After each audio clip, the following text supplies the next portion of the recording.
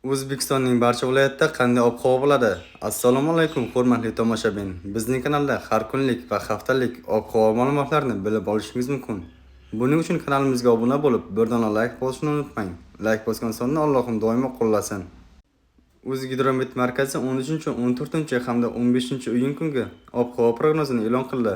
Unga ko'ra, Qoraqalpog'iston hamda Xorazm viloyatlarida havo biroz bulutli, ba'zi joylarda o'zgaruvchan bo'ladi. Yog'ingarchilik kutilmaydi. Shamol sharqdan 7-12 metr/sekund tezlikda esadi.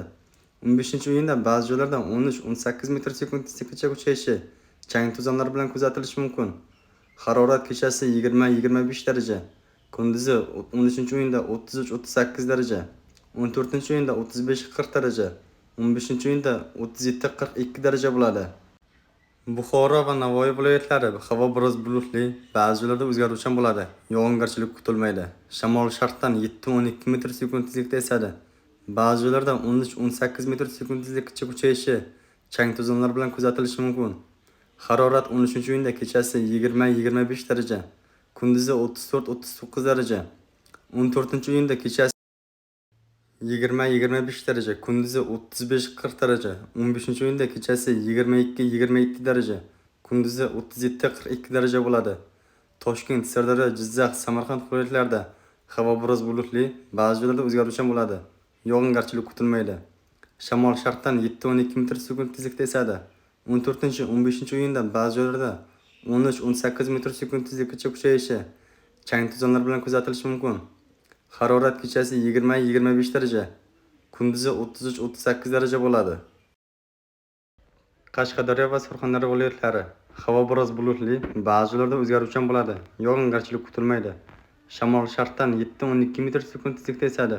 14-iyunda ba'zi joylarda 13-18 metr/sekund tezlikgacha kuchayishi, chang to'zonlar bilan kuzatilishi mumkin.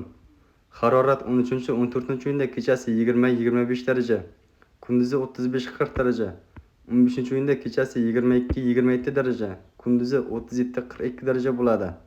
Andijon, Namangan, Farg'ona viloyatlari havo biroz bulutli, ba'zi joylarda o'zgaruvchan bo'ladi. 13-iyunda ayrim joylarda qisqa muddatli yomg'ir yog'ishi, momaqaldiroq bo'lishi mumkin. 14-15-iyunda yog'ingarchilik kutilmaydi. Shamol sharqdan 5-10 metr/sekund tezlikda esadi. Harorat kechasi 18-23 daraja, kunduzi 13-iyunda 30-35 daraja, 14-15-iyunda kechasi 30-38 daraja bo'ladi.